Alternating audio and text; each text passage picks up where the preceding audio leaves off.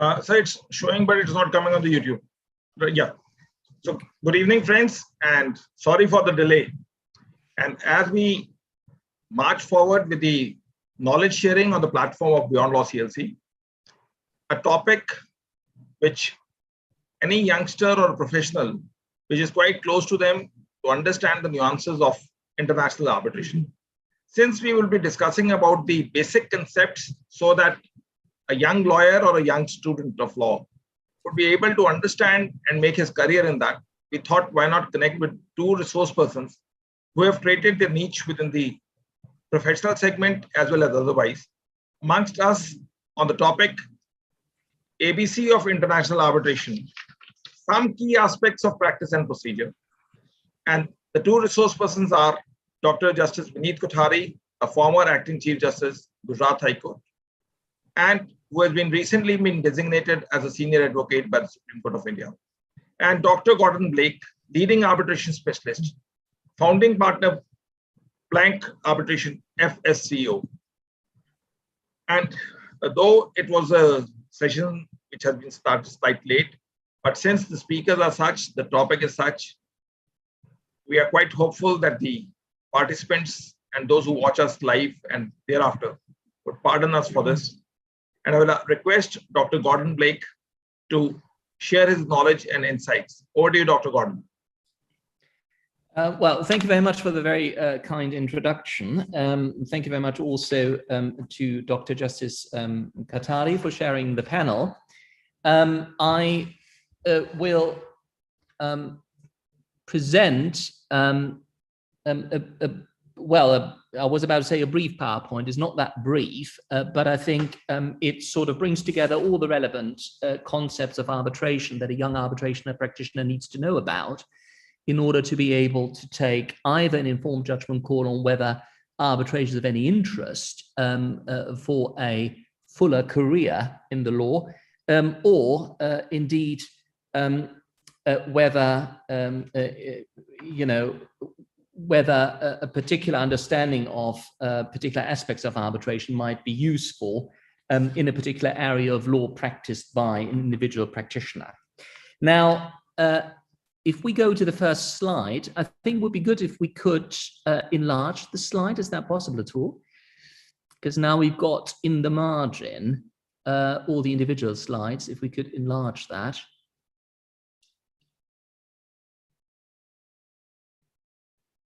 Mr. Vikas, are you with me? His assistant is. Okay, his assistant. Or if we just go to the next slide. Widen the screen of screen sharing, otherwise this left-hand side slides. But Mr. Gordon, I think you can go ahead and let you do that. Yeah. Can we just go to the next slide then? Yes. If that's okay. So just next to give slide, a brief. please. Office of Beyond CLC, please display the next slide. Slide number 2. It's not working out. Well, I think I just keep going ahead then. Yeah. Just for a brief overview, first of all, I will talk briefly about what arbitration is all about, a definition of arbitration, then outline the advantages of arbitration, talk briefly about the modes of arbitration, contrasting what we call institutional arbitration with ad hoc arbitration, i.e. arbitration that takes place outside any institutional context. We then briefly take a look at the arbitration agreement as the main source of the arbitrator's mandates, and discuss the key components of an arbitration agreement, to then move on to the procedural course of an arbitration, discussing the key milestones of an arbitration, to then culminate in the arbitration award, so the private judgment rendered by the arbitrator, and then finally have a brief word about the function played by the state courts in arbitration. Now, talking about arbitration from a definitional perspective, now arbitration is a private dispute resolution mechanism whereby a judge, a private judge, namely an arbitrator, renders a private judgment, a so-called arbitral award. Now, this arbitral award is final and binding on the parties, and can usually not be appealed on the merits, and we come on to that in further detail later.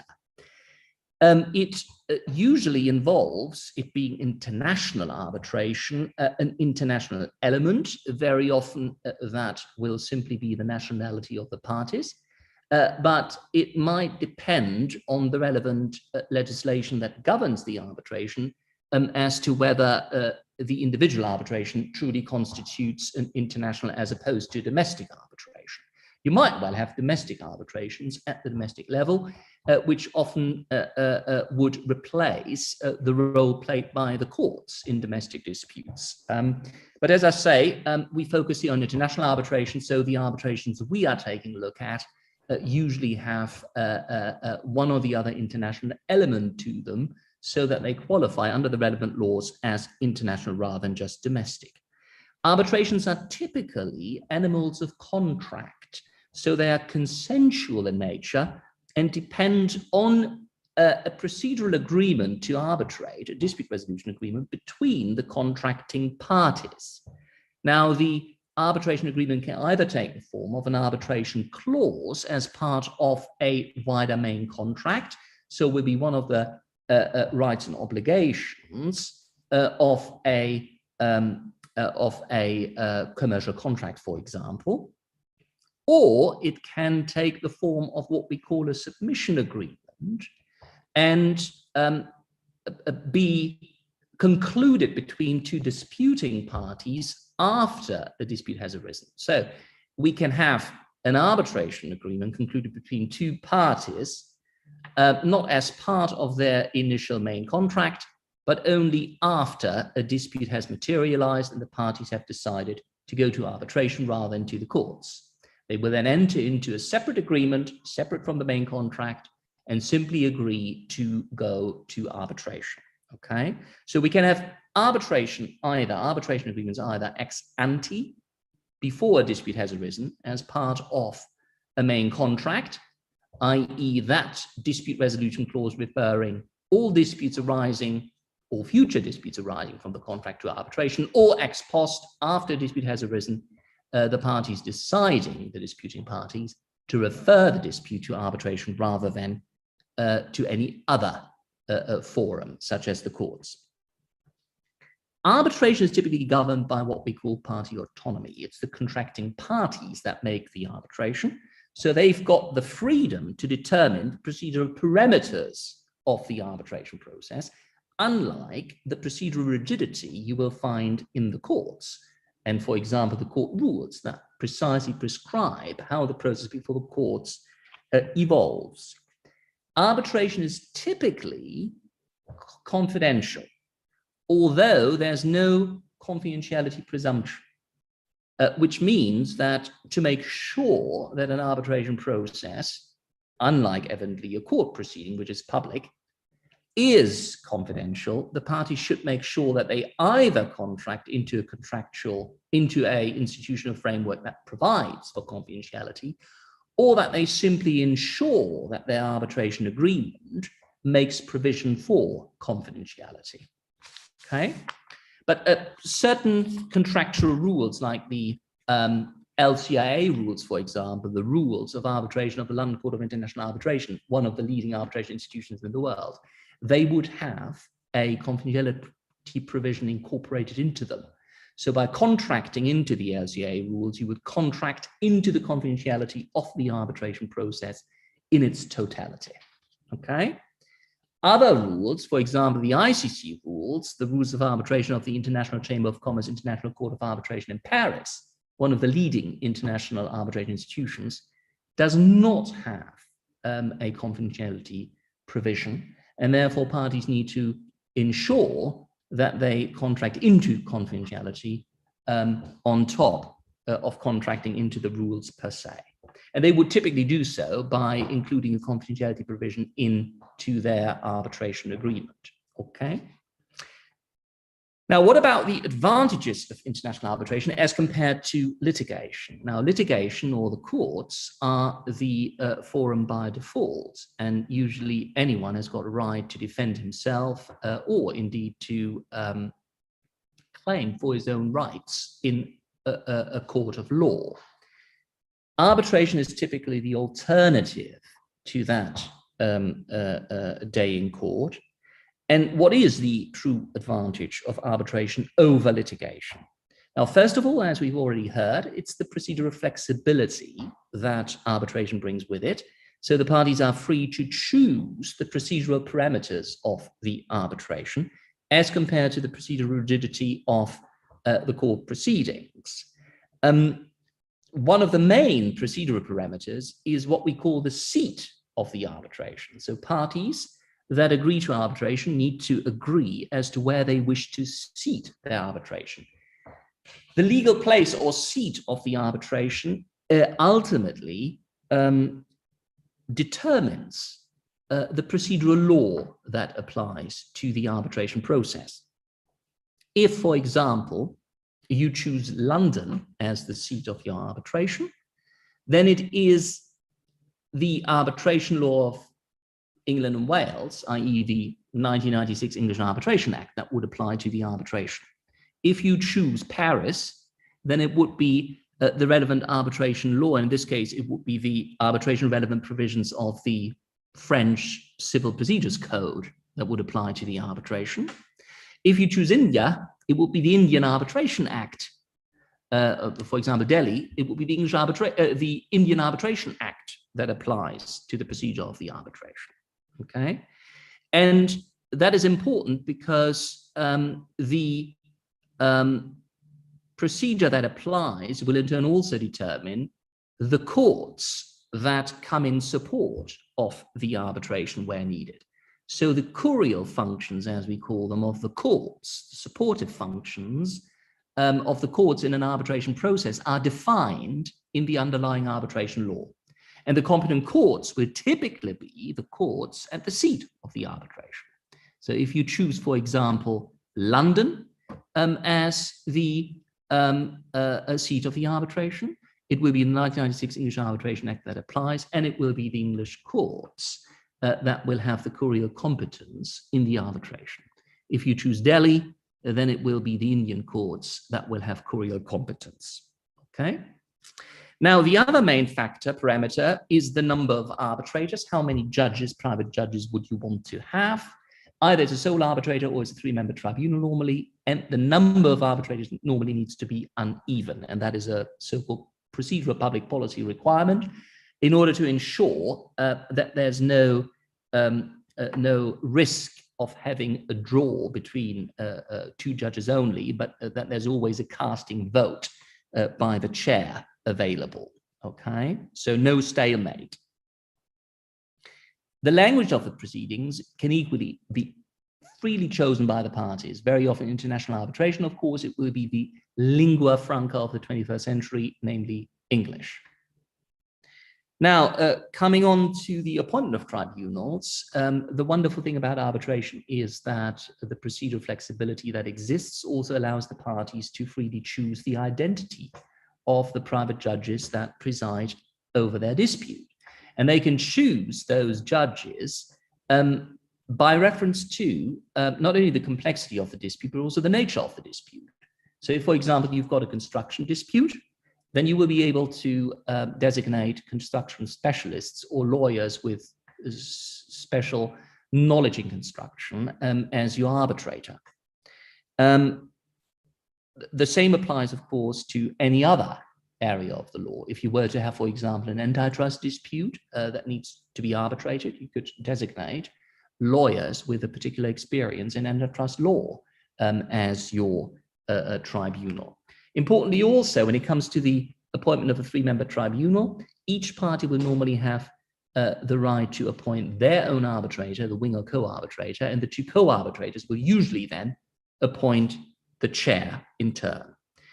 Turning to the courts, you will normally not have any sector specialist judges.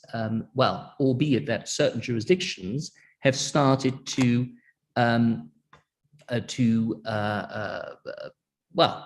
develop sector specialist divisions. For example, in Germany, you would have a so-called Kartellsenat, which is a division of the courts that deals specifically with antitrust disputes due to the complexity and technical nature of those disputes. But generally speaking, courts are generalist in nature, and you wouldn't have specialist subdivisions that will cater for certain industry sectors. So in arbitration, you can freely choose the specialty of your tribunal entirely by reference to the technicality and the complexity of the dispute you're dealing with. Equally, you've got free choice of legal representatives, or indeed non-legal representatives, if you wish, in arbitration. So in arbitration, it can be represented by anyone, literally, whereas in court proceedings, you can only be represented usually by registered court advocates. Expediency of the proceedings. Arbitration proceedings are can be very swift in nature. The speed depends ultimately on the commitment of the parties to drive the process and the tribunal to be able to conduct the arbitration process efficiently and effectively. And if the tribunal is carefully chosen, that should be entirely possible. The other factor of expediency is evidently that arbitration awards are final and binding. They cannot be open on the merits. So there's no appeal on the merits before an arbitration tribunal. It's a one-stop shop, ultimately. Whereas in the courts, you have, depending on whether you are in a common law or civil law system, you've got 2 to 3 levels, 1 to 2 levels, sorry, of appeal on the merits, which evidently extends, prolongs the overall process for achieving finality, obtaining finality. Well, the PowerPoint has now disappeared, I'm sorry to say. So no appeal on the merits before an arbitration tribunal, which means an arbitration award is what we call res judicata, decided matter. Arbitration awards or an arbitration process can only be reopened on grounds of what we call procedural irregularities. And procedural irregularities are usually such that go to matters of due or undue process, i.e. that a party didn't have a fair hearing. Well, there are maybe two other grounds I should mention, which can be substantive in nature, which is public policy. Public policy infringements can be either of a substantive nature, for example, antitrust law, if it were to be ignored, would be a substantive public policy violation. Whereas, for example, any other procedural irregularity, not any other, but for example, the even number of an arbitration tribunal, if one were to have only 2 arbitrators, could well qualify in the particular jurisdiction as a procedural public policy violation. And then you also have the issue of what we call arbitrability as to whether certain substantive subject matter of the law is arbitrable to start and may be submitted to an arbitration tribunal. For example, criminal matters are usually not arbitrable, and they need to go before specialist divisions of the courts, before the criminal courts, and there will be a public prosecutor and so forth. Now, this is something that cannot be outsourced to an arbitration tribunal. So here you would have a typical instance of non-arbitrability, and if ever anything that is criminal in nature were to be arbitrated, the resultant arbitration award would be set aside on the basis of non-arbitrability. Unlike that, of course, in the courts, we've got the opportunity of appeal on the merits. I think I touched upon that. And depending on which legal system you are in, you might have 1 or 2 bites at the cherry. Now, moving on to recoverability of costs. In arbitration, in certain legal systems at least, you might have difficulties. Well, I should start with the courts. In the courts, in certain legal systems, especially civil law legal systems, you might have difficulties recovering your full legal costs before the courts. You will only have nominal recovery of legal fees, for example, your lawyer's fees, but then full recovery of the court expenses. In common law courts, normally, you have full recovery throughout. So the winning party takes it all ultimately, including legal costs. In arbitration, because it's all about party autonomy ultimately, you usually also have the privilege that if the parties at least so agree, then costs can be awarded on a full indemnity basis, whether it is the fees of the tribunal, whether it is the fees of any experts that have been appointed, tribunal-appointed experts, or indeed party-appointed experts, any legal costs incurred by legal representatives. All of that can ultimately be awarded as an element of costs to the winning party or allocated on a relative success basis between the parties by the arbitration tribunal. So that's a huge advantage again over the courts, certain civil courts. Now, the other major advantage of arbitration is the universal, as we call it, enforceability of arbitral awards. Arbitral awards may be enforced under international enforcement instruments, in particular the New York Convention, as we call it, in over 170 countries worldwide. No convention that exists between courts worldwide, whether it's a bi or multilateral convention, could muster anything like it. I mean, the best example you've got is probably the Brussels regulation in Europe, in the European Union, for the enforceability of court judgments throughout the European Union, in between 27 countries, I believe now, right? We lost the UK, so 27 countries, we lost England. So 27 countries is already quite impressive, but that is evidently topped by the New York Convention, which facilitates enforcement of arbitral awards in over 170 New York Convention countries. So all the leading industrial nations in the world and beyond.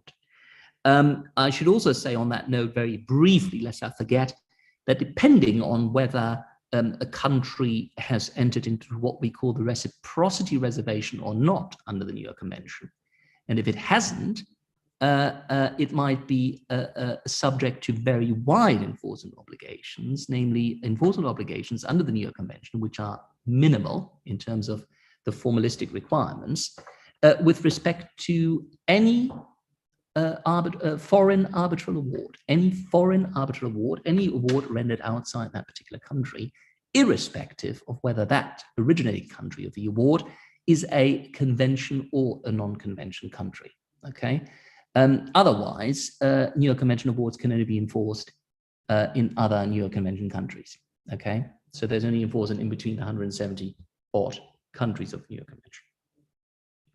Confidentiality we've touched upon. In the courts, we do not have confidentiality usually, although the free zone courts, you know, the free zone courts being new courts or international courts, they are sometimes called commercial courts. These are new courts that form all around the world. Here in the UAE, for example, as well, the Dubai International Financial Center courts or the ADGM Abu Dhabi Global Market courts. They've got special rules on confidentiality, and they make it very easy actually for the parties to contract into more confidentiality friendly regimes. So those court proceedings normally are not meant to be open to the public, but only if the parties so agree. So it's the other way around, really. So they try to compete a bit at that level with arbitration in a sense. Now, moving on to institutional versus ad hoc arbitration. So there are two different main modes of arbitration. You can either have an arbitration that is that takes place within an institutional framework, which ultimately means that you contract into a so-called arbitral institution to assist in the administration of the arbitration proceedings. That is particularly useful in order to get the arbitration off the ground, because the institution will have ultimately the responsibility to ensure that there's no stalemate in the formation of the arbitration tribunal. Whereas if you're in an ad hoc context, you might have difficulties to have recourse, effective recourse in circumstances where there is a stalemate at the beginning of the arbitration process, or indeed any time pending the arbitration. For example, when it comes to challenges of an arbitrator, whatever it might be. And those sort of supportive functions of an institution would then have to be outsourced in an ad hoc arbitration to the Courier Courts. And the Courier Courts, as per the provisions in the underlying Courier laws, you know, the laws of the arbitration, you know, the arbitration laws at the seat of the arbitration, as we discussed at the beginning, they would have certain competencies to default appoint arbitrators, for example, where the parties can't agree, or where a party fails to appoint their wing or co-arbitrator, for example, or where two co-arbitrators fail to appoint a president of the tribunal, the presiding arbitrator. So it would then be the Courier Courts that would step in.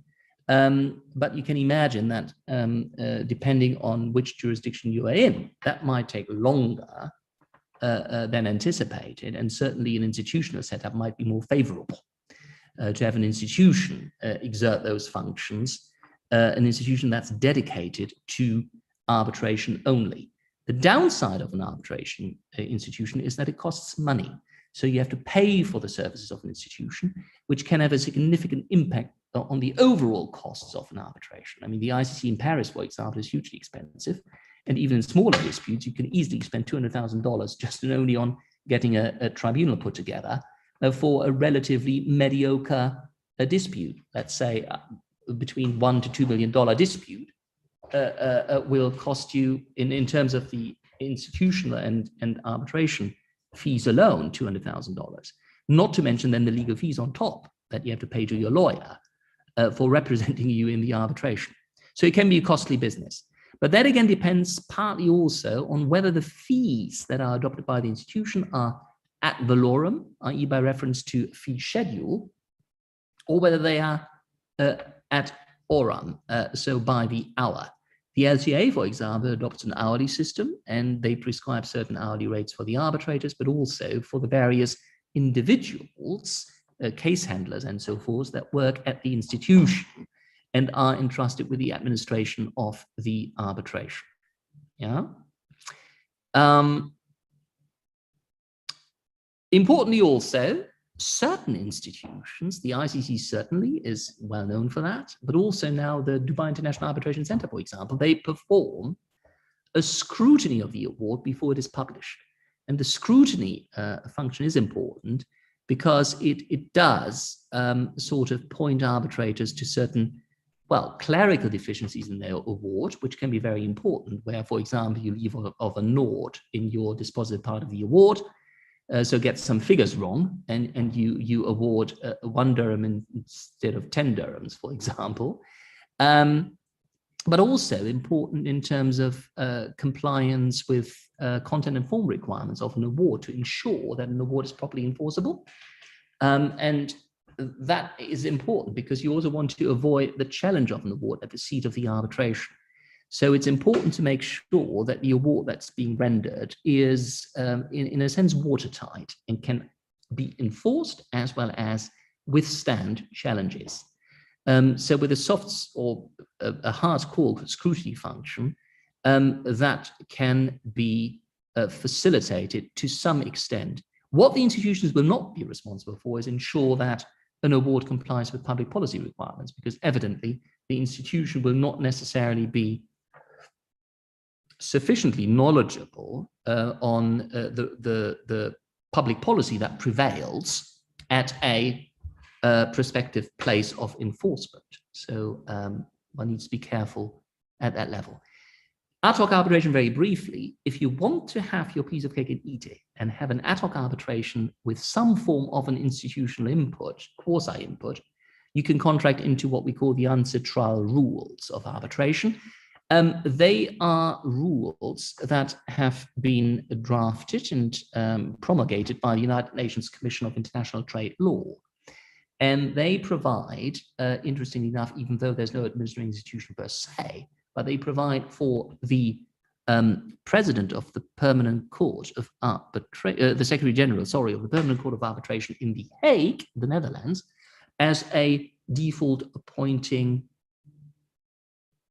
authority, in the sense that the Secretary General appoints a default appointment authority to then default appoint an arbitrator, where in ad hoc arbitration the two parties either can't agree or there's otherwise a missing arbitrator. Yeah, okay. Next slide, please. Arbitration agreement key components very briefly. Well, the key components of an arbitration agreement are, to start, the breadth of the arbitration agreement. Normally, the subject matter scope of an arbitration agreement is fairly wide. and it encompasses all disputes arising from a particular agreement. So both contractual and non-contractual tortious causes of action are covered. You might have specific wording to carve out certain parts from the dispute resolution provision. And you can do that literally by saying all disputes to be referred to arbitration, for example, except for, and then have a list of disputes, let's say, except for accountancy disputes, which are to be referred to expert determination, for example. Yeah. So you can easily carve out from your arbitration provision those pockets of disputes that you do not want to have arbitrated, but that you would like to refer to other dispute resolution fora, whether that were to be the courts or indeed other forms of ADR, alternative dispute resolution. Clearly, as we've said already, if you want to go for an institutional arbitration, the arbitration clause will have to serve that particular purpose, and the party will need to contract into a particular set of arbitration rules. For example, the LCA rules, the rules of the London Court of International Arbitration. You would do that by simply saying all disputes to refer to arbitration under the LCA rules, which would then also not only incorporate the full body of the LCA rules as they appear in the LCA rules booklet on their website, but it would also mean that the arbitration proceedings are institutional and that the LCA court would take care of the administration of the reference. Okay. Then we come to the constitution of the tribunal. Often arbitration provisions, certainly if you want to have an ad hoc arbitration process, will provide for a detailed provision for the constitution of the tribunal. If it is a shorter provision, it would simply say how many arbitrators, 1 or 3. And it might also make reference to certain qualifying criteria for the individual arbitrators, depending on the nature of the dispute or the likely nature of a dispute. It will say, for example, that the arbitrator should have a certain level of legal or technical expertise, and possibly also, that's a given, and it's not necessarily spelled out in the arbitration provision, but they need to be impartial, independent. They shouldn't work as party advocates, and they should have temporal availability to dedicate to the administration, respectively resolution of the dispute. Next slide, please. Next slide. Well, then we've got the seat of the arbitration again. You will want to make sure that you choose your seat of the arbitration in the arbitration agreement. We've, I believe, spoken about the seat sufficiently. No need to repeat here, other than to say that a seat needs to be distinguished from a venue of the arbitration. The venue of the arbitration is a place of convenience where the parties in the tribunal meet for procedural meetings or indeed the hearing. And the hearing would be the evidentiary hearing to test witness and expert witness evidence that might have been submitted by the parties over the course of the arbitration in support of their respective case. Or indeed also gives an opportunity to the parties to present their case orally, and that will normally be done in a hearing by way of oral opening submissions. Okay. Then, of course, you need to choose the language of the arbitration. We've discussed that. Importantly here, the language of the arbitration will also be the language of the arbitral award. So the tribunal should be proficient in that particular language and be able to draft an award in that language. Also importantly, evidentiary material should normally be submitted in the language of the arbitration, and that might entail certain costs of translation, evidently. Yeah. What about the law of the arbitration agreement? Well, there's one phenomenon about the arbitration agreement, which is called separability, which allows you to choose a law applicable to the arbitration agreement that is different from the law on the merits. So if you've got an arbitration clause sitting in a wider contract and there's a governing law clause, the governing law clause does not necessarily apply to the arbitration agreement because the arbitration agreement is considered separable from the main rights and obligations under the main contract, or the substantive rights and obligations under the main contract. Okay? Move on, please.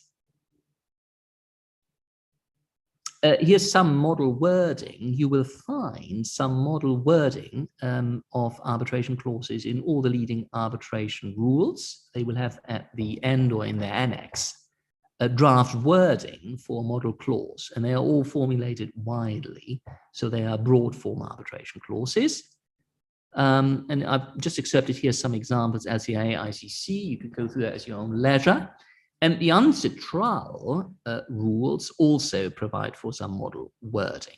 That's in an ad hoc context. Next slide, please.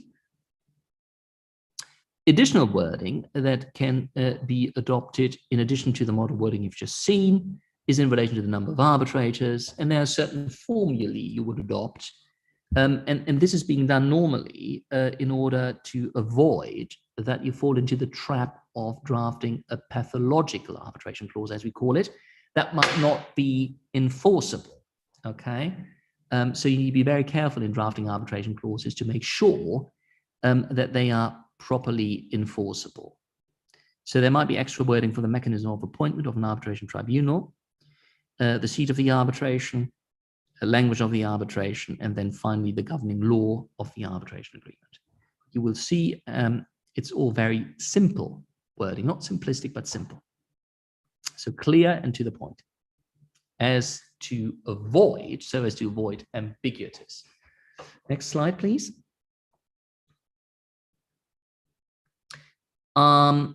Well, what about the procedural course of an arbitration? Very briefly, the key milestones. In order to trigger an arbitration, you will normally serve what we call a request for arbitration. In institutional arbitration, that will be served on the arbitration institution, which in turn takes care of service of that request upon the respondent party, and will invite the respondent party to serve, as you see there on the first slide, an answer to the request.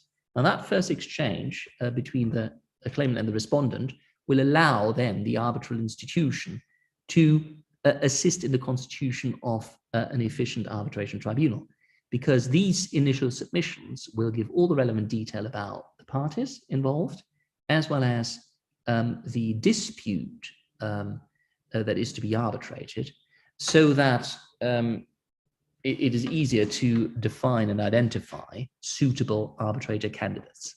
Yeah. Then the institution, or indeed in an ad hoc context, ultimately,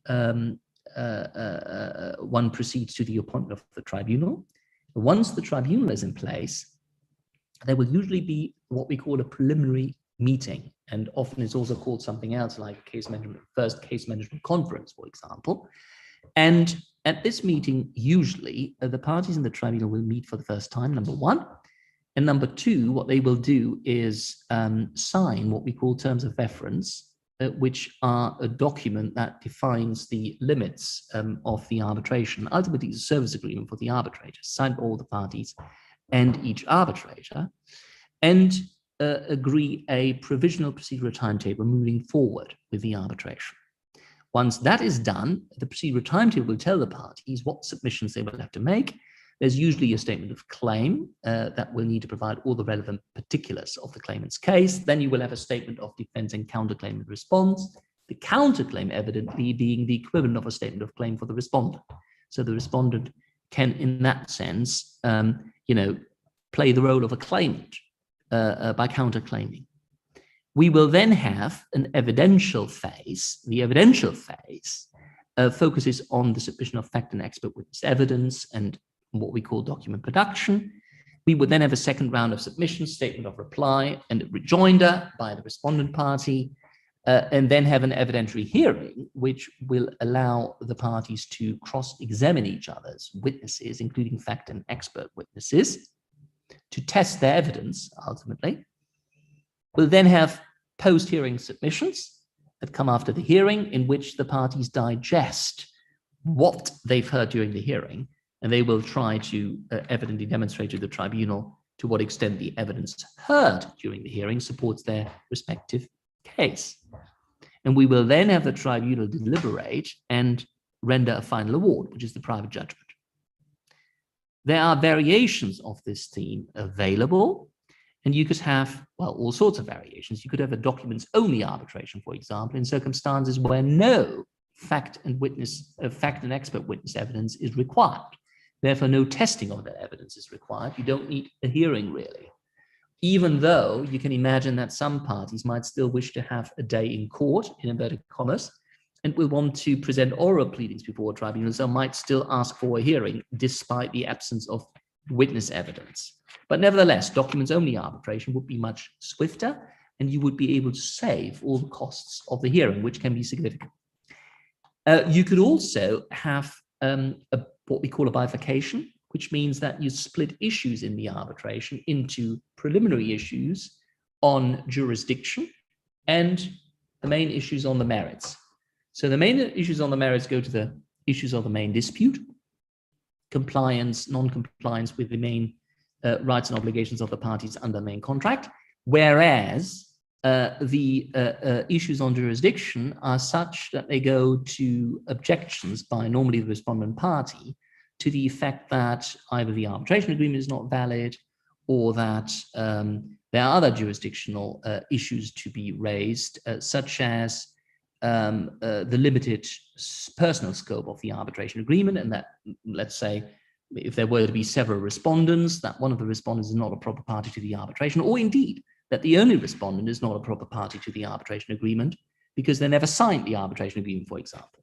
So this could be a jurisdictional objection raised at the outset of the proceedings, which the tribunal may wish to proceed with on a preliminary basis in order, if they were to find against their jurisdiction, not to prolong the proceedings unnecessarily.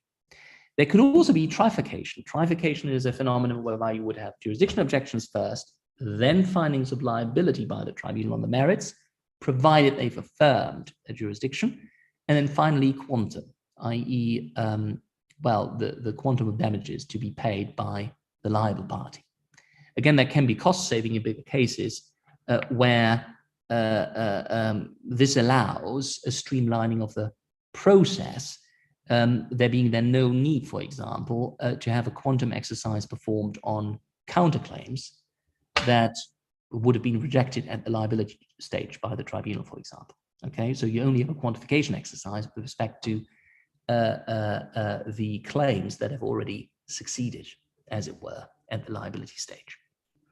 And then about the presentational style and sequence of the various milestones, you can have a memorial or a common law style in terms of the pleadings. And memorial style is really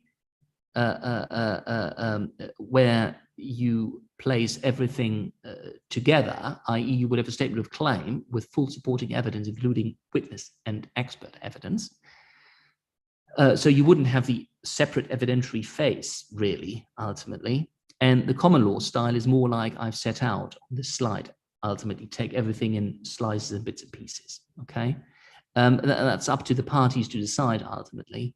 And one or the other approach might be preferable depending on the nature and the complexity of the dispute.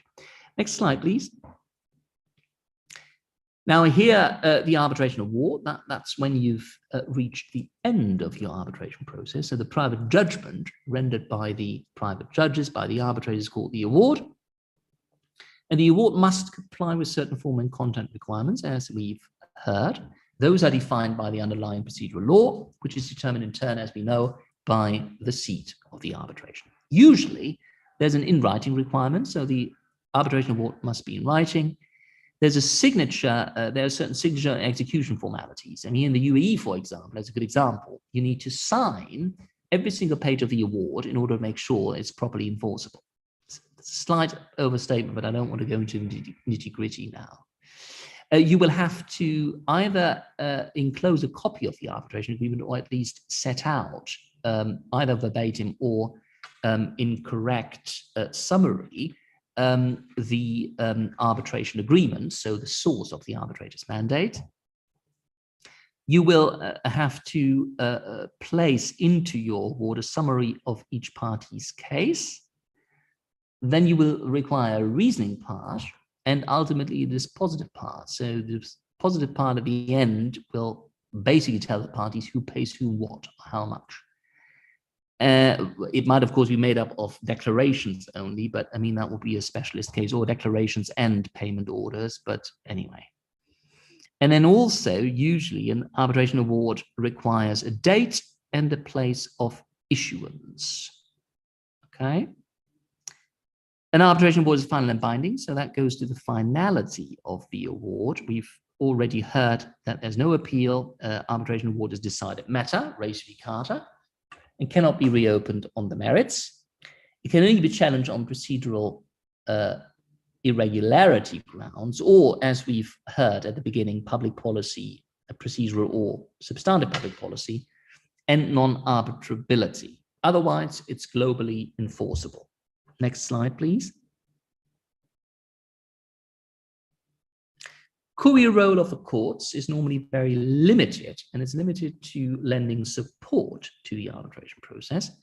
That support takes the form of attachment orders to ring-fence assets of prospective award debtors before or after issuance of the award.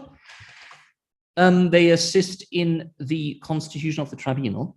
We've heard already about the default appointment function of Courier Courts, where you don't have an institution in place that would have their own default appointment regime, or indeed where you can't rely under the Uncitral rules on the Secretary General of the PCA, the Permanent Court of Arbitration in The Hague.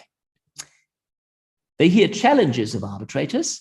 Again, that is a function that's exercised or exerted by institutions in institutional arbitration. And they grant various forms of interim and injunctive relief. They hear applications for challenges and nullification of the award. That's very important. So the Courier Courts, the courts at the seat of the arbitration, are the courts that an award debtor would apply to for the potential nullification or challenge of an award.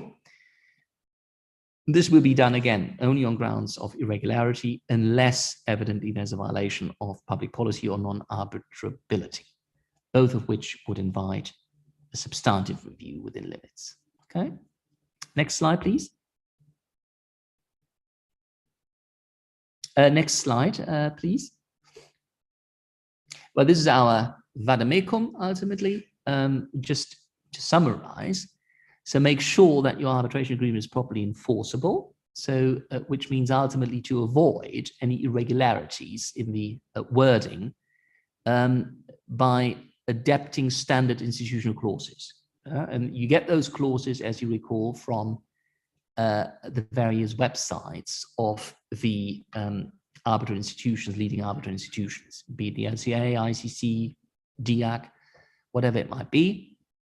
You will want to choose an arbitration-friendly seat in order to ensure that arbitration awards stay res judicata and they are not lightly challengeable, right? And you don't want the public policy exception to open up a substantive review of your award. And that might, of course, be the case where you are in a jurisdiction that is not very arbitration-friendly and where the courts might be more interventionist than you like. So make sure you choose an arbitration-friendly seat in order to protect your award from vexatious challenges. Choose a sole arbitrator or tribunal with a relevant combination of experience in the field of law or the industry sector from which your dispute arises. So if you've got, for example, a construction case, you might want to look at choosing an engineer, civil engineer, as an arbitrator, for example, or even better, a lawyer with civil engineering background. And sometimes you get dual qualified individuals that might wonderfully fit the profile. Make sure that the appointed arbitrators are free from conflict, so you don't want to have any issues of partiality and dependence of arbitrators, because that will cause procedural irregularity and result in the nullification of the award.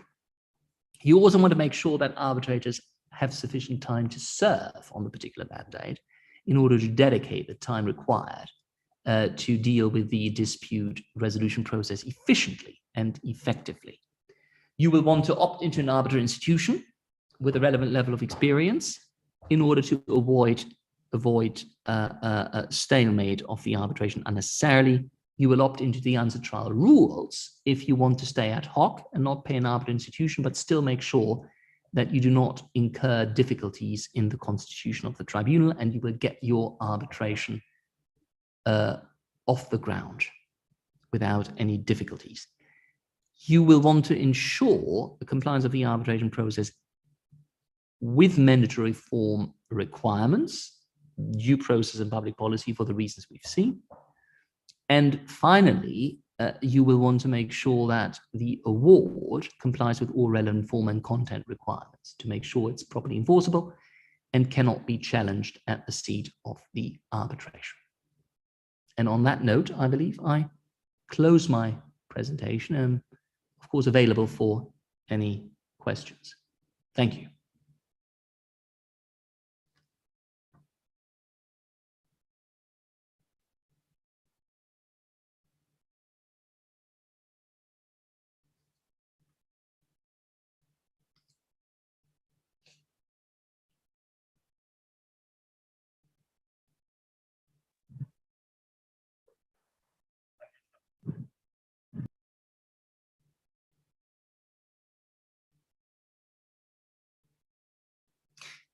I'm not hearing, unfortunately. Now I've been unmuted by the host.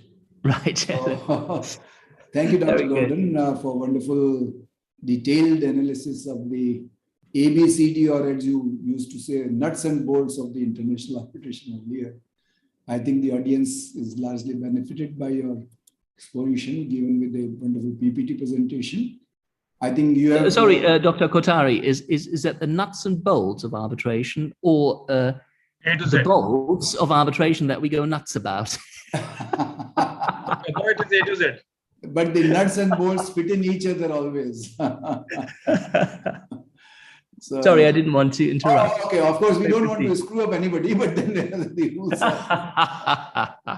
That's right. Thank you anyways for the wonderful thing. And I'm happy to inform the learned audience that I and Dr. Gordon had done a similar webinar for the benefit of Rajasthan Business and Professional Group of Dubai on 30th April earlier. And we became friends then, and good friends, of course. And he is, of course, a leading arbitrator in London and Dubai there. And through him, I got introduced to some Dubai groups. And today we decided at the request of Mr. Vikas, who does wonderfully well in Beyond Law CLC, to organize these kind of webinars. And I have been his kind of almost a regular feature, you can say, or a lecturer there. And I'm happy to do that because while delivering some lectures in the webinars, you have to study certain things and then you become a student and you stand to gain also out of that learnings.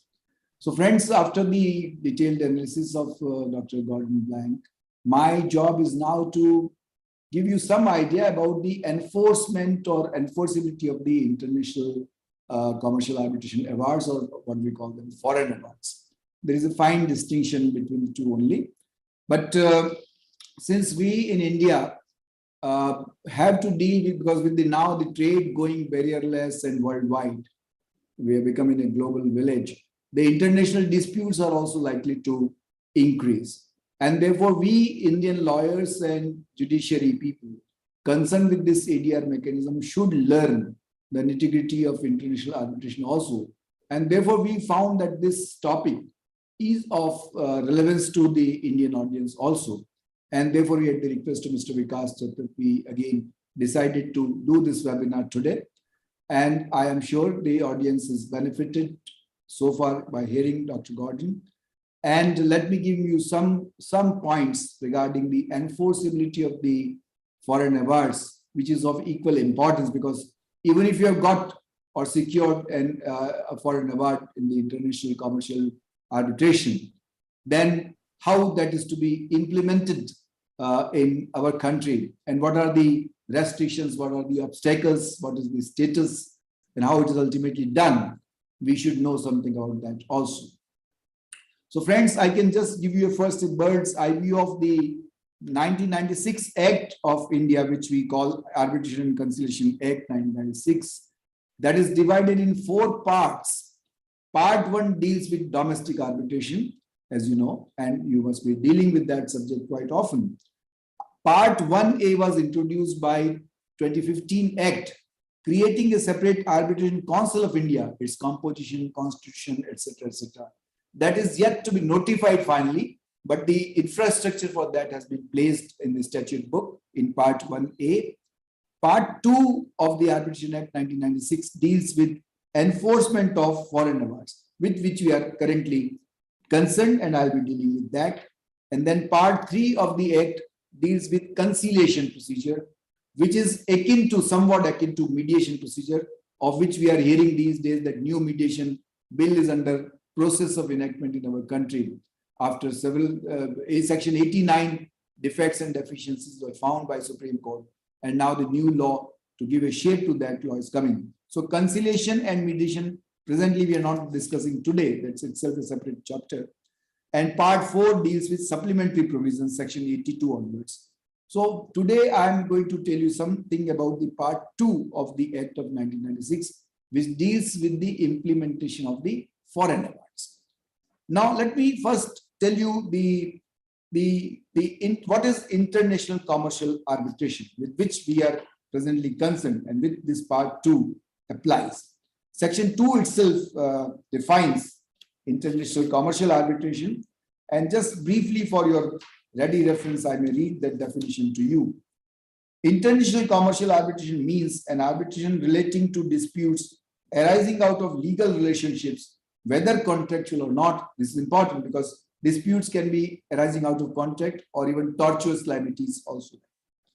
Considered as commercial under the law in force in India, and where at least one of the parties is an individual who is a national or habitually resident in any country other than India. Clause 2, a body corporate which is incorporated in any country other than India. 3, an association or body of individuals whose central management or control is exercised by in any country other than India. 4, the government of a foreign country. So a party to the contract, or without contract also to the dispute, is a foreign body, foreign national, foreign sovereign country. If that is there, and the nature of the dispute is commercial, as per the law in India, then it is called international commercial dispute, which is subject matter of international arbitration, as we understand that. Now, in this Act, Section 36 of the 1996 Act normally deals with the enforcement of the awards. Part 2 does not talk of anything to a stage prior to passing of the award. Therefore, passing of the award, even in the international commercial arbitration, has to follow the same path which the domestic arbitration follows. And that distinction, or that point, should be noted by the learned members of the audience. But since that has been dealt with by Dr. Gordon Blank, I'm not repeating anything what he has been already told to you. So let me straight away come to the implementation in Part 2 of the Act, which is starting from Section 44 onwards in the 1996 Act. 44 to Section 50, 44 onwards in Part 2 up to Section 52 deals with the enforcement of New York Convention Award. There are 2 conventions which are important. New York Convention Awards is Part 2, Section 44 to 52.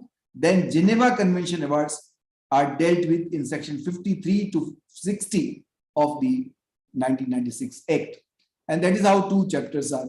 Now, most of the awards are covered by the New York Convention Act and the New York Convention, dealing from Section 44 to 52, and therefore highlight some issues I will highlight of this chapter particularly. And the provisions are almost similar to Geneva Convention. It's only a matter which member states have signed which convention. Depending on that, the enforcement of those awards in those countries is allowed. The status of arbitral award, as you all know, is that of a decree passed by a civil court. But before that is enforced by an Indian court, a foreign award is implemented, there are certain preliminary things which have to be, or preliminary hurdles, if I may say that, or certain objections which can be raised against the implementation, which should be taken care And as Gordon was kind enough to just briefly highlight that public policy and all those issues, just briefly I'll tell you about that also.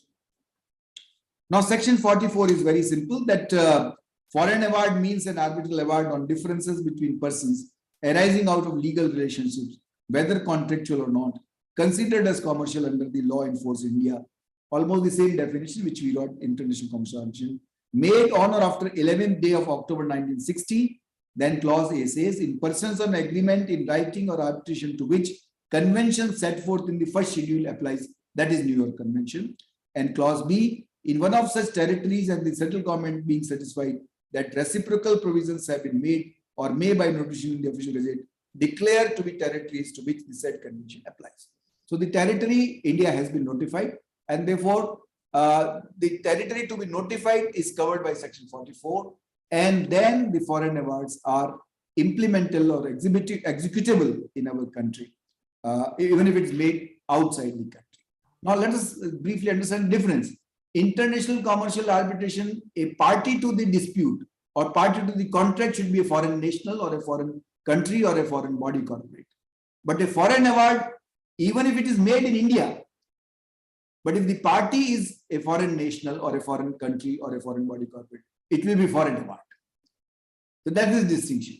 Party to the contract and the seat of the arbitration. If it is outside India, then it is foreign award. But even if it is made in India, suppose the Bombay is chosen as a seat of arbitration, and one of the parties is in Dubai or London or wherever, and one party is in India, it will still be foreign award.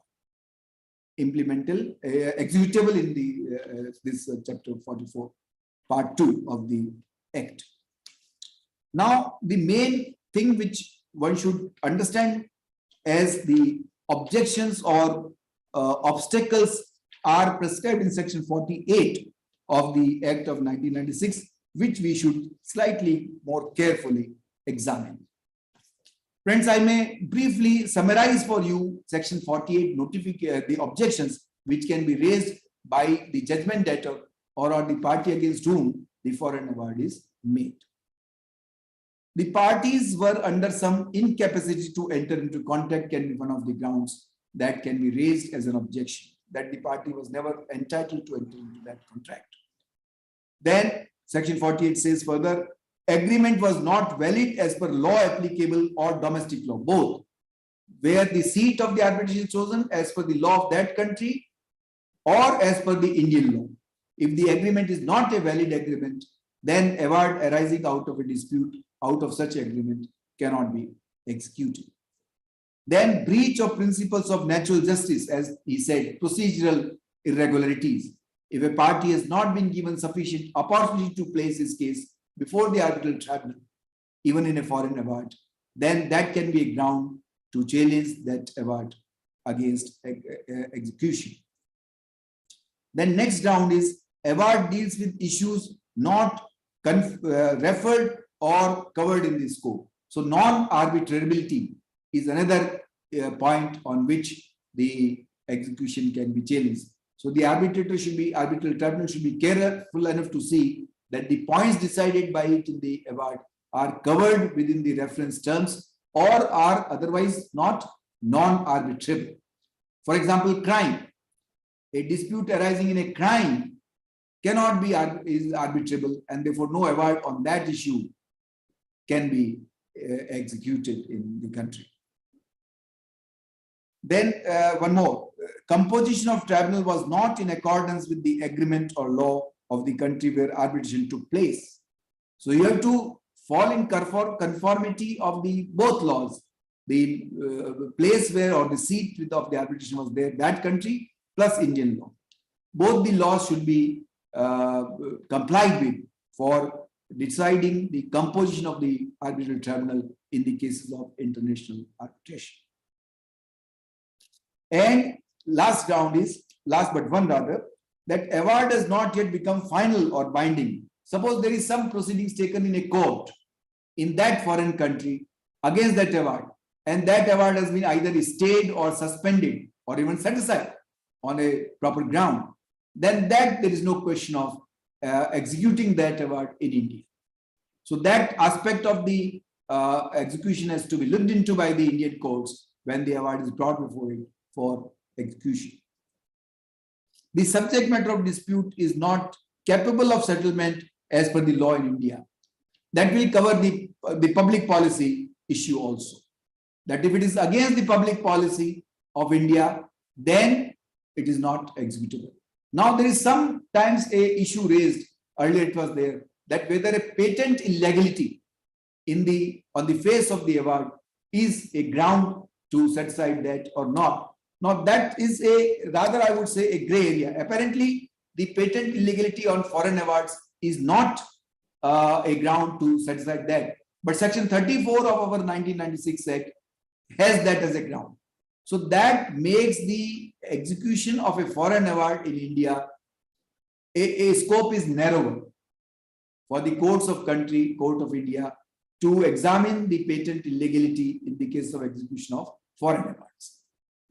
So the only public policy is an area where or violation of Indian laws, of course, or violation of that country's laws also, etc. These are the grounds specified in Section 48, which one has to examine before declaring it to be a decree fit for execution in India. So these aspects, friends, are very, very important. And Section 48 is the crux of Part 2 of the Indian law in the matters of foreign awards when they are brought before the Indian court, because finally awards are executed where the assets of the judgment debtors are located. You have to realize certain money, you have to take certain assets of the judgment debtor into possession, auction them, and then realize the money out of that. Therefore, the place of execution is very important, and law of that country is also equally important. And Section 48 enumerates certain grounds for challenging the execution of the foreign awards. And one has to be very, very careful about these aspects. Some of the aspects in Section 48 should be taken care at the beginning, like arbitrability of the issue, composition of the arbitral tribunal, etc. And issues which are referred. These issues should be examined as and Gordon was right to point out that issues can be segregated in two parts.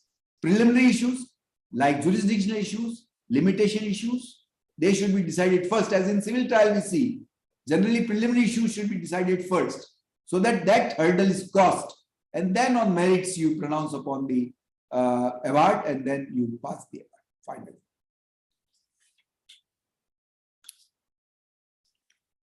Now, case laws are also there. I may just give you some citations for a reference because there is no time to discuss them in more detail. But some cases in international commercial arbitrations have been rendered by the Supreme Court of India and some high courts also, which I think for the benefit of audience, I should point out. The oldest case which I found in this is Renu Sagar Power Company, 1994, Supplementary 1 SCC page 644. Then ONGC versus Saw Pipes, AIR 2003 SC page 2629. They have been later on discussed in Associate Builders versus DDA. Manu script is Supreme Court page 1076 of 2014. I'm just giving you citations and the name of the case. You can go through these judgments and we can discuss some other forum on these cases also.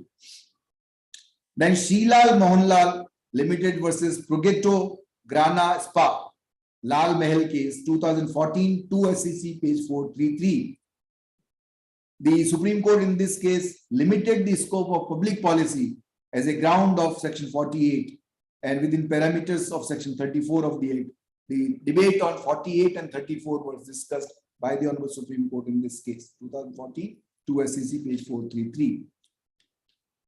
Now, post-2015 amendment of this 1996 Act, the patent illegality as such is not a ground to assail a foreign award, as I say, unless it is a violation of public policy.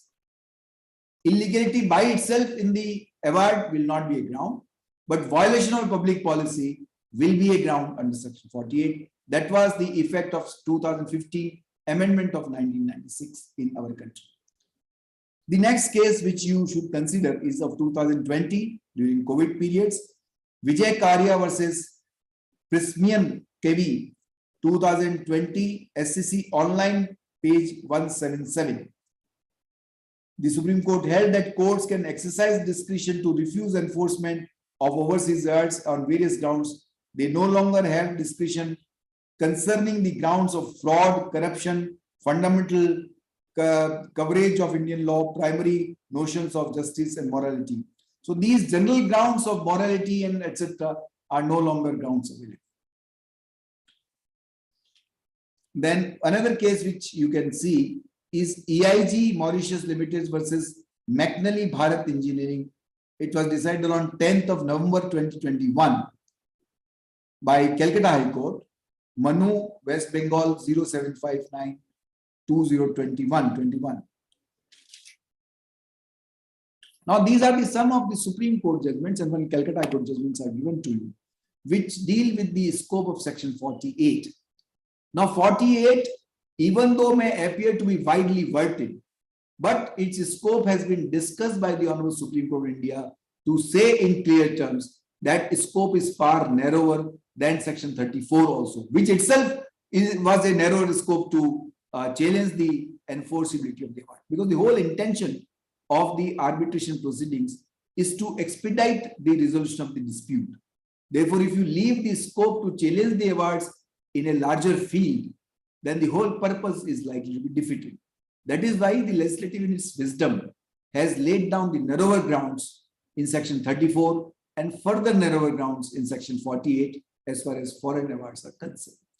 So now with this, I would also sum up saying that foreign awards arising out of international commercial arbitrations is a binding judgment on the parties. The scope of interference of the courts in India as well as in other countries also is very, very limited, because the intention of Uncitral model is to give enforceability to these awards in a as quick manner as it is possible. Therefore, very limited grounds on valid evidence produced before the courts in the country can be taken or raised to set aside or stay or suspend the execution of foreign awards. So in this important backdrop, I think we can conclude that arbitration as a ADR method is picking up fast, not only in India, but throughout the world, because people everywhere are not able to afford cost-wise or time-wise the litigation in the commercial dispute, which is of great importance. And unless you provide a ease of business to the international traders or manufacturers, suppliers or buyers or corporates, then the entire economy has a negative impact of that. And that is why ADR in domestic area as well as international commercial disputes was considered, and the law is developing in this field very fast. You will see series of Supreme Court judgments on arbitration in last 5 to 6 years. And that is to help understand the importance of this ADR mechanism in a proper perspective, and to lay down the guidelines for the lower tribunals and the arbitration centers, arbitral tribunals, to follow that law and complete the process as quickly as possible. With these words, I would also rest my address here, and we'll give you some 5-10 minutes time. If there are some specific questions, we can take those questions and answer them, or otherwise, whatever manner you want to conclude. Mr. Vikas, over to you. Yeah, thank you, sir. It was an engaging and enriching session. And I'm quite sure that people will actually have so many takeaways that they would feel that within 1 hour, there was so much to have. Though it shows as if it is a capsule, but as the capsule also gives a total relief to the person. So the knowledge being shared in a capsule form is quite enriching. This is by Hariharan. Can the procedural language be different from the award language in practice? The language of proceedings. Procedural language, can procedural language be different from the award language in practice? No, I don't think so. Language of the arbitral proceedings have to be decided beforehand. And for that will apply, that will be unanimously decided for the award also, and the procedures also for the evidence and for whatever statements, etc., to be recorded. There is no bilingual, Gordon, what is your view? Can a bilingual language method be adopted? Unmute yourself. Please unmute, Mr. Gordon. Just hold on. Yes. Saya. He keep the speakers unmuted.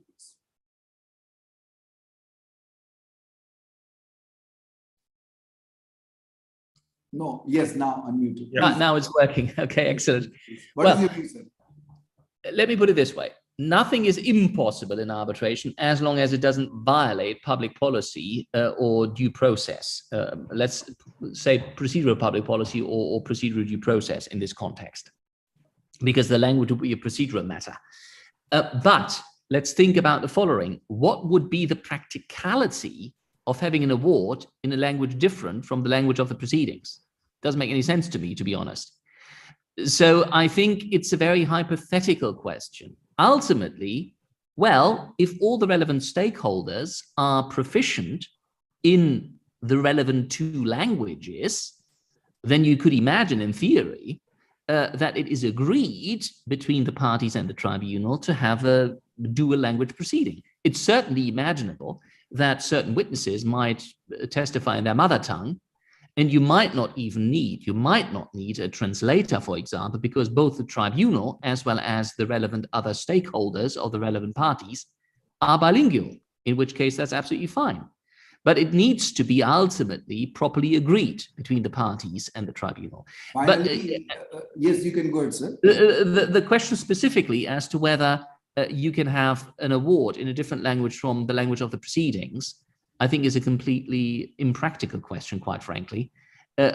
Hypothetically, I think it could be possible if all the parties agree, but I can't even imagine a situation where that would be the case. You get my point? It's too hypothetical. But in, sir, the court where it is presented for execution, in any case, that has to be in the authorized language of that court. Suppose it is a Spanish award in the Spanish language, and you want to get it executed in India, where the authorized language is English. In any case, the translation of that authorized translation will have to be produced.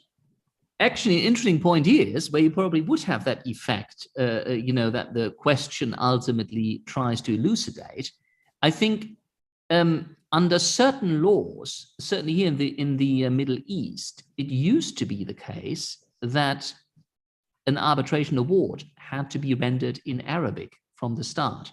Okay, so there you could have had a situation where certain bilingual arbitrators would have conducted the arbitration process in English, but rendered the award in Arabic as a first language. And then the award would have been translated into English for everyone to benefit from. So from that angle, yeah, it could be imagined that you would have the proceedings in English, the award, the original award in Arabic, but then translated back into English.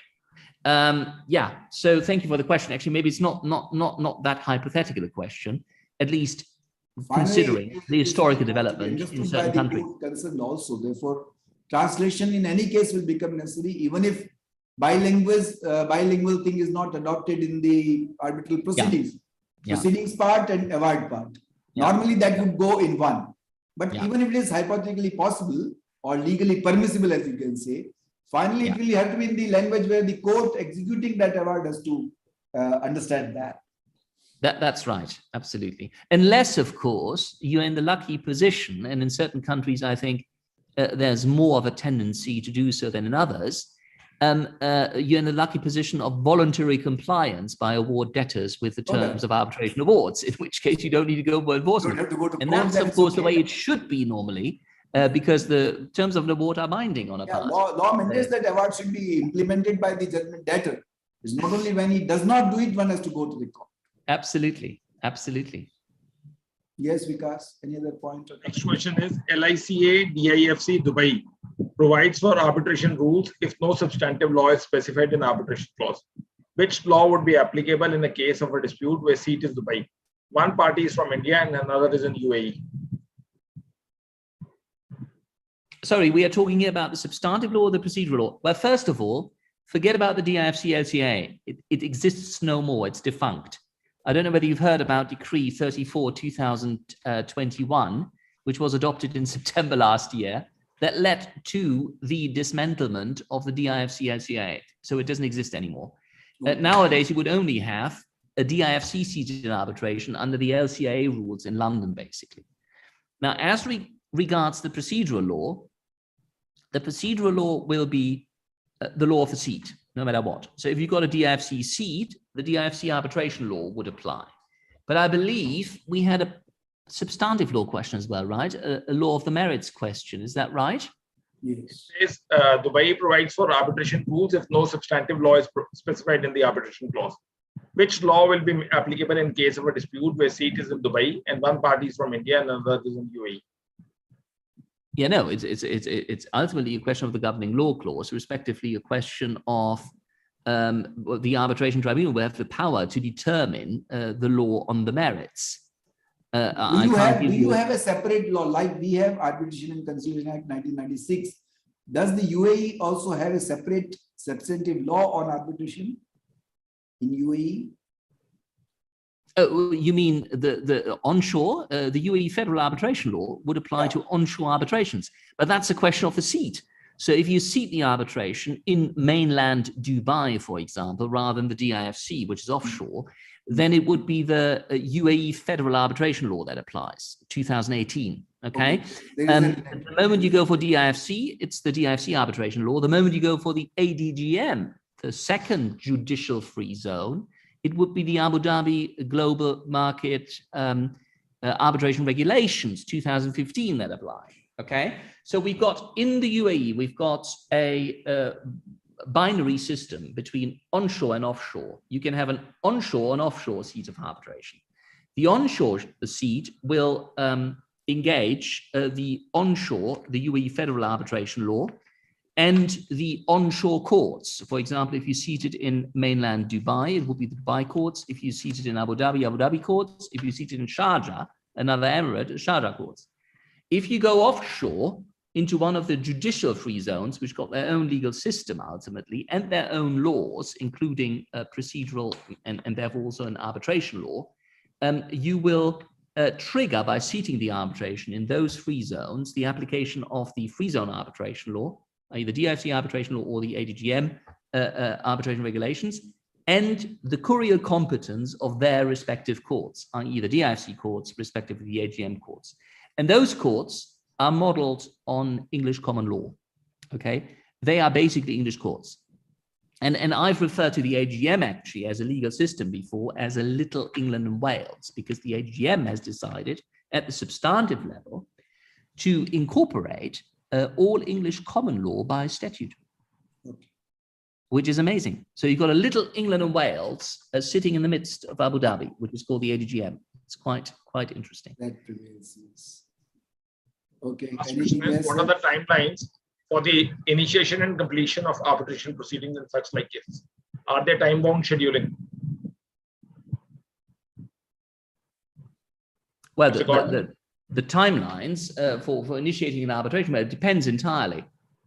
It depends basically, number one, on whether there are any so-called conditions precedent in your dispute resolution provision. So if you've got an arbitration clause that's embedded in the wider dispute resolution provision, for example, clause 67 of the FIDIC conditions, 1987, fourth edition, for example, you will, and this is all about construction projects. So many construction projects in the Middle East, and certainly also, I suppose, in India, but correct me if I'm wrong, are governed by FIDIC conditions. And the FIDIC conditions contain a suite of dispute resolution provisions under clause 67. And clause 67 provides for arbitration as the ultimate means of dispute resolution if other means of dispute resolution fail. The other means of dispute resolution ultimately are a referral to the engineer to deal with the dispute, then ultimately amicable settlement, and then finally only escalation to arbitration, okay? And here you've got a very strict timeline that leads you all the way along from the engineer's referral to an expression of discontent or dissatisfaction with the engineer's decision and an intention to commence arbitral proceedings or to refer to arbitration, and then ultimately amicable settlement and the actual escalation to arbitration. And if you do not comply strictly with these sort of timeline that's laid down in between these different steps, then you might well be out of time for your referral to arbitration. And the engineer's decision might have become final and binding, for example, okay? But other than that, if you do not have any conditions precedent, you can start your arbitration whenever you like, and the only limitation would probably be the statutory limitation periods for particular causes of action under the relevant governing laws, for contract and tort, basically, okay? But other than that, there's no limitation as to when you would be entitled to commence an arbitration. For example, in the UAE, the courts have found that a referral to arbitration does not require a prior notice. So where you've got an arbitration clause and there's no further contractual specification as to how the arbitration is to be triggered, you can just go straight forward to arbitration. Okay? Thank you, Mr. Gordon and Justice Vineet Kothari. The session was quite engaging, as I said earlier, and the questions have been well taken and the points have been well hammered. And thank you once again on behalf of Beyond Law CLC team for sharing your insights. And tomorrow, friends, the session would be on contours of executive and legislative powers of the states under the Constitution of India by P.G. Harindranath, a former law secretary of Kerala, coupled with, he's a former district and session judge, and now he's a practicing advocate. So do stay connected with us at 6 p.m. Indian Standard Times. Thank you, everyone. Stay safe.